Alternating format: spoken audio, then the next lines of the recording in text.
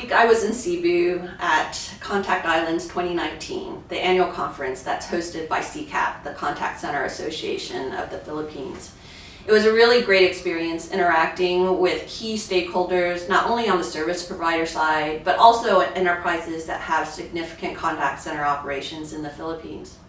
What really struck me in the 2 days of discussions is that the Philippines has this wealth of capabilities, experiences, as well as fundamentally the passion for delivering better CX.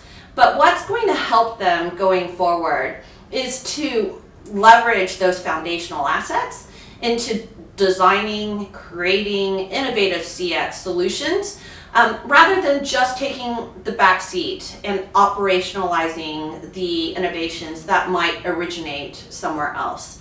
It's only by doing that the Philippines can maintain its leadership position for CX in helping transform, the industry from being a more operationally focused contact center industry into a more strategic customer experience industry.